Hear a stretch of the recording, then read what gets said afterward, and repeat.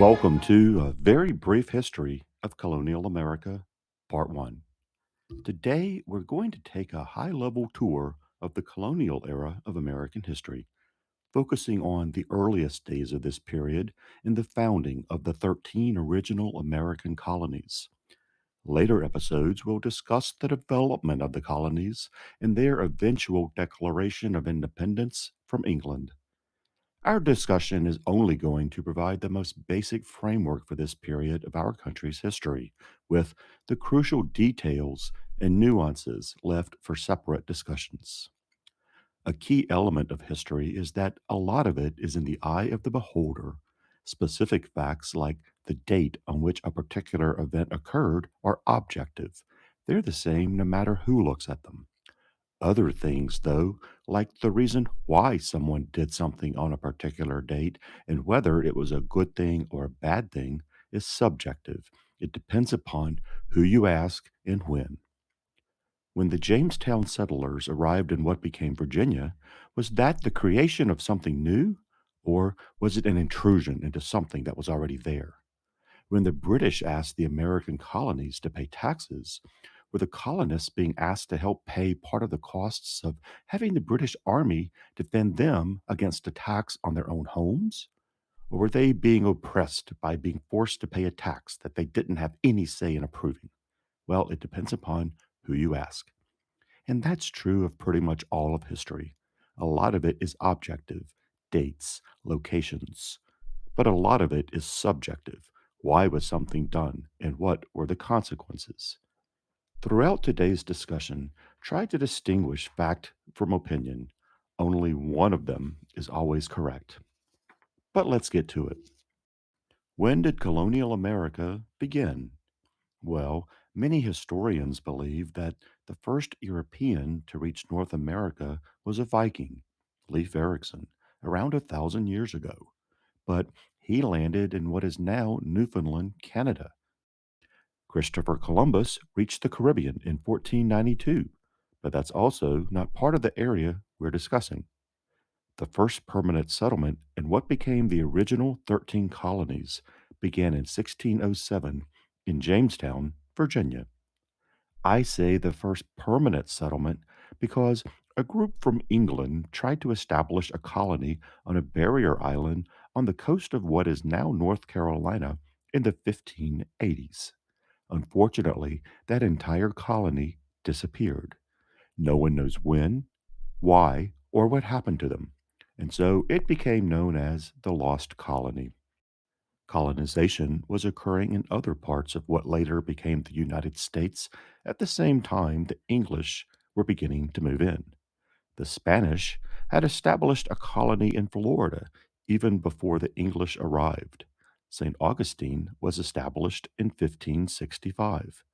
The French were busy too, further north and further west in what is now Canada and parts of the Midwest. They founded Quebec City as part of New France in 1608, only a year after the English arrived in Virginia. So we have the first English colonists arriving in Jamestown in 1607. Then, a few years later, in 1620, a second group of English colonists arrive further north in what later became Massachusetts. They came here for religious freedom, and like a lot of people who travel for religious purposes, they were called pilgrims. An important difference between the two groups is this: the colonists in Jamestown were sent by King James I of England and some of his supporters to establish a colony for commercial purposes. They were sent to see what sorts of resources could be produced here and sent back to England to be sold for a profit. Jamestown was a business venture. The group in New England, on the other hand, was trying to get away from the king because the king would not permit them to worship the way they wanted to. So they purchased a ship, the Mayflower, and sailed west until they ran into what is now Massachusetts. They had been hoping to reach Jamestown and settle there, but it was a rough trip. They were short of supplies, and it was cold. So, after agreeing among themselves how to run things, a document called the Mayflower Compact, they went ashore and started building their new home. So, at roughly the same time, we have Virginia being established as a business enterprise with the support of the king, and we have Massachusetts being established mainly for religious purposes to get away from the king. These very different beginnings would influence the character of the two parts of the country for most of this period. You have to wonder how differently things would have turned out had the Pilgrims managed to settle in Virginia as they had planned. But we still need 11 other colonies to get up to the original 13, right? Well, they came along pretty quickly after these first two were established. Along with Massachusetts, four other colonies were established in pursuit of religious freedom. Puritans from Massachusetts left to start new colonies that became Connecticut and Rhode Island.